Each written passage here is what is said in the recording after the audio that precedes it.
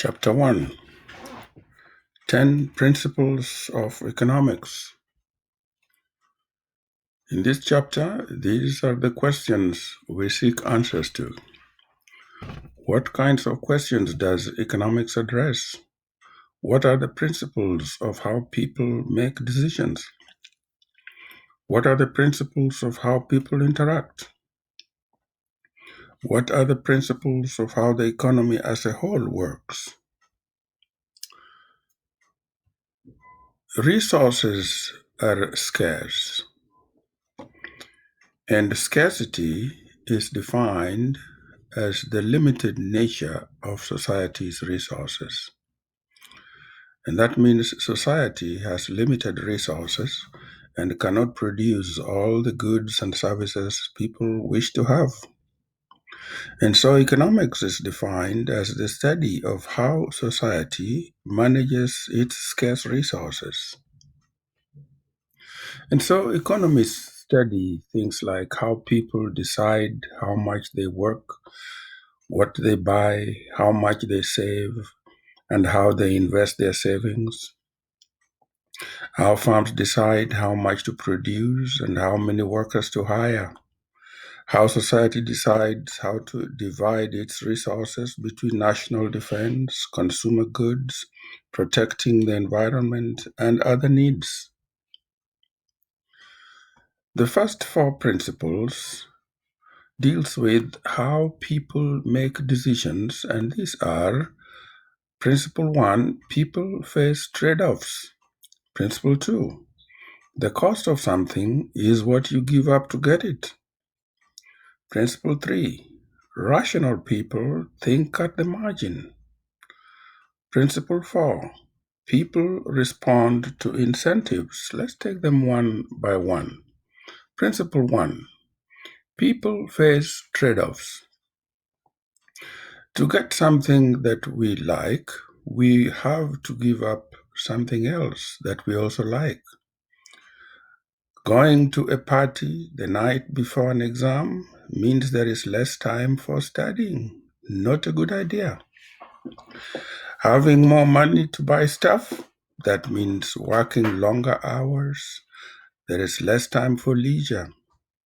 Protecting the environment, that means resources could be used to produce goods and services are now used to protect the environment.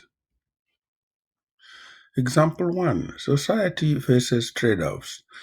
The more it spends on national defense, let's call it guns, to protect from foreign aggressors, the less it can spend on consumer goods, let's call it butter, to raise its people's standard of living. Pollution regulations means clean environment and improved health. But that is at the cost of reducing the well-being of the farm's owners, workers, and customers. Society, example B, society also faces trade-offs between efficiency, which is a good goal, and equality, which is a good goal. But society gets efficiency means society gets the maximum benefits from its scarce resources. Equality means prosperity is distributed uniformly among society's members. So what's the trade-off? To achieve greater equality, which is a good goal, we could redistribute income from wealthy people to poor people. But this reduces incentives to work and produce, shrinking the size of the economic pie. There lies the trade-off. Principle 2, the cost of something is what you give up to get it. Decision making involves comparing costs with benefits of alternatives. Need to include opportunity cost. And opportunity cost is defined as whatever must be given up to obtain some item. Example of opportunity cost.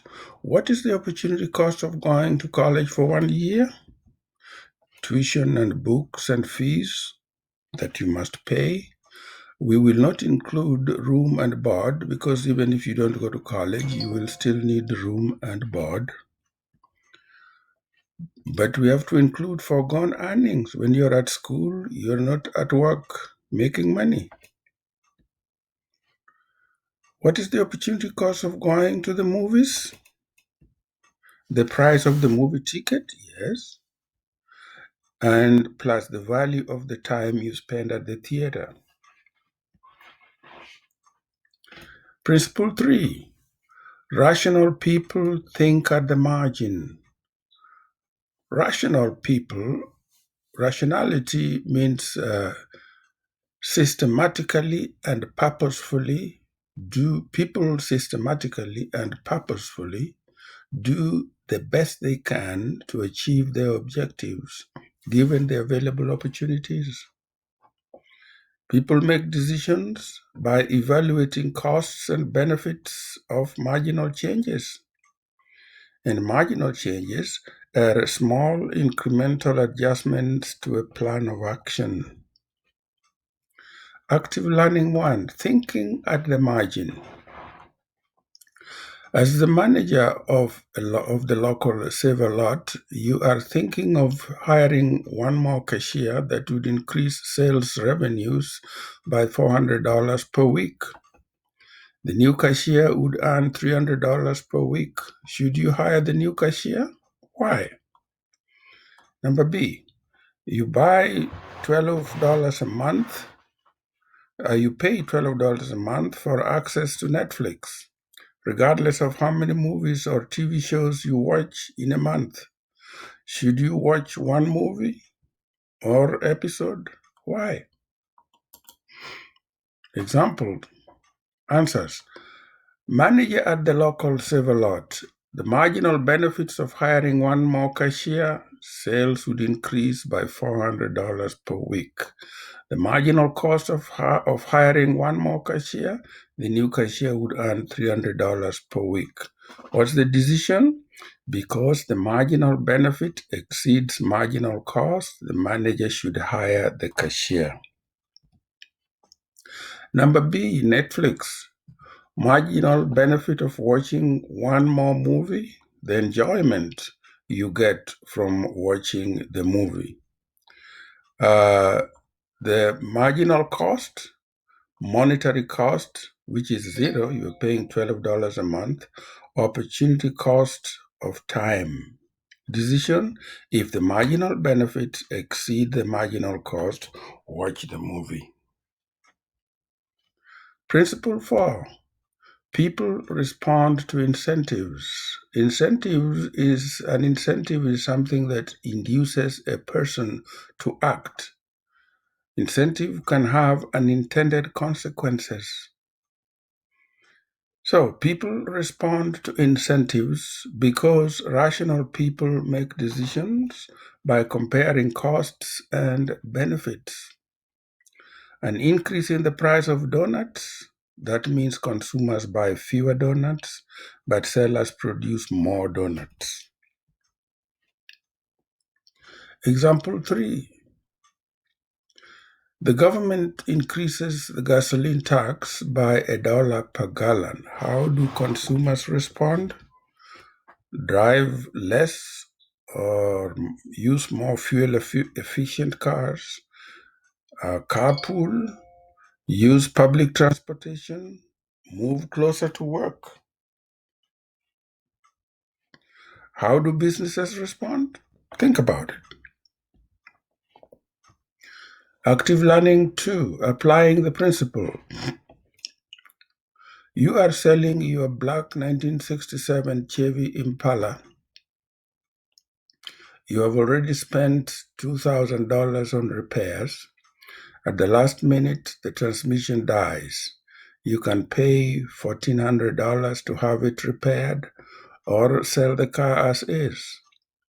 In each of the following scenarios, should you have the transmission repaired? Explain. Number A, the book value, that is what you could get for the car, is $14,500 if transmission works, or 11,200 if transmission doesn't work. Blue book value, that's number B, blue book value is 12,300 if transmission works, $11,000 if transmission does not. Answer. Now, cost of fixing the transmission is $1,400. The blue book value is 14,500 if transmission works, 11,200 if it doesn't. The benefit of fixing the transmission is $3,300. That is 14,500 minus 11,200. And you compare that to the cost of fixing the car, fixing the transmission, which is 1,400. And since the marginal benefit, that is the cost of the benefit of fixing the transmission, is higher than the cost, what's the decision? Get the transmission fixed. What about number B? The blue book value is $12,300 if transmission works, 11,000 if transmission doesn't.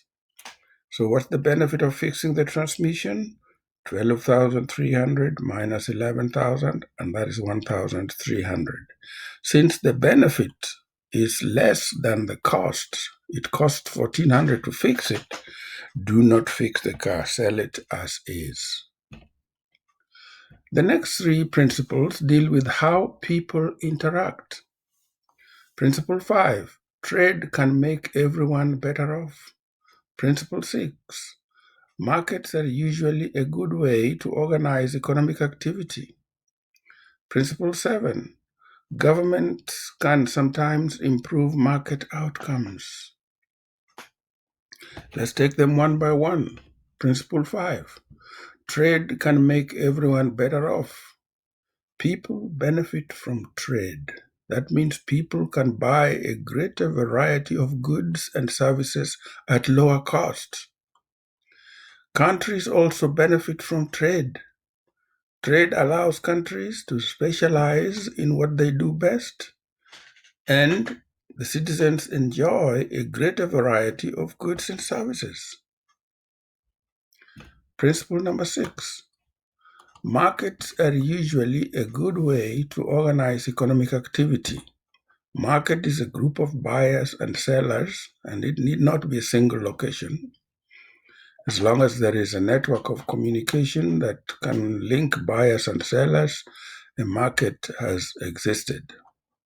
Organized economic activity means determining what goods and services to produce, how to produce these goods and services, how to allocate them to their final user.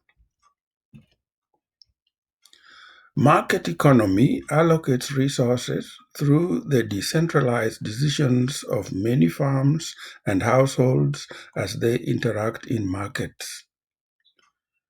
Market economy has proven remarkably successful in organizing economic activity to promote overall prosperity. Prices are determined by the interaction of buyers and sellers. Prices reflect the goods value to buyers. Prices also reflect the cost of producing the goods to the seller. Adam Smith, an 18th century economist's theory of invisible hand, means prices guide self-interested households and firms to make decisions that maximize society's economic well-being. Principle 7. Governments can sometimes improve market outcomes. Governments enforce property rights. That's a good thing. That means government enforce rules and maintain institutions that are key to a market economy. People are less inclined to work, produce, invest, or purchase if there is a large risk of their property being stolen. We rely on government-provided police and courts to enforce our rights over the things we produce. Governments also promote efficiency, avoiding market failures. Markets left on their own sometimes fails to allocate resources efficiency. Externality is a source of market failure. That means the production or consumption of a good affects a bystander. For example, pollution. Market power is another source of market failure, and it means a single buyer or seller has substantial influence on market price, for example, monopoly. Governments also promote equality, avoiding disparities in economic well being. Government use tax or welfare policies to change how the economic pie is divided. To say that government can improve market outcomes does not mean that it always will. Yes, sometimes the government fail. Active learning 3. In each of the following situations, what is the government's role? Does the government's intervention improve the outcome? What about government providing schools for K through 12? Is that a good thing? Should we leave it to the private sector? Think about it. What about workplace safety regulations? Should government be involved? How we run our business? Number C, public highways. Should the government be in the business of providing and maintaining highways? Or should we leave it to the private sector? Number D, patent laws which allow drug companies to charge high prices for life-saving drugs. Role of government. The last three principles deal with how the economy as a whole works. Principle number 8, a country's standard of living depends on its ability to produce goods and services. Principle number 9, prices rise when the government prints too much money. Principle 10, society faces a short-run trade-off between inflation and unemployment. Let's take them one by one. Principle 8, a country's standard of living depends on its ability to produce goods and services. There is a huge variation in living standards across countries and over time. In 2007, the average income in the United States was $60,000 and in Nigeria, $6,000. Average income in rich countries is more than 10 times average income in poor countries. The US standard of living today is about 8 times greater than 100 years ago. Productivity is the most important determinant of standard of living. Quantity of goods and services produced from each unit of labor, and that is what productivity is. The quantity of goods and services produced from each unit of labor. Productivity depends on the equipment, skills, and technology available to workers. Other factors, for example, labor unions or competition from abroad, have far less impact on living standards. Principle 9. Prices rise when the government prints too much money. We define inflation as an increase in the overall level of prices in the economy. In the long run, inflation is almost always caused by excessive growth in the quantity of money, which causes the value of money to fall. And the faster the government creates money, the greater the inflation rate. Principle 10. Society faces a short-run trade-off between inflation and unemployment. Short-run trade-off between inflation and unemployment. In the short run, many economic policies push inflation and unemployment in opposite directions. Other factors can make this trade-off more or less favorable, but the trade-off is always present. Think and pair. Your university, think, pay, and share. Your university decides to reduce the price of parking permit on campus from 250 per semester to $10 per semester. Number A, the number of students desiring to park their cars on campus will do what? Fill the blank. Number B, the amount of time it would take to find a parking place will do what? Fill that gap. Number C, will the lower price of a parking permit necessarily lower the true cost of parking? Hint, think opportunity cost. Number D, would the opportunity cost of parking be the same for students with no outside employment and students with jobs earning $10 an hour? Think about that. In summary, chapter in a nutshell. Individual decision making. People face trade offs among alternative goals.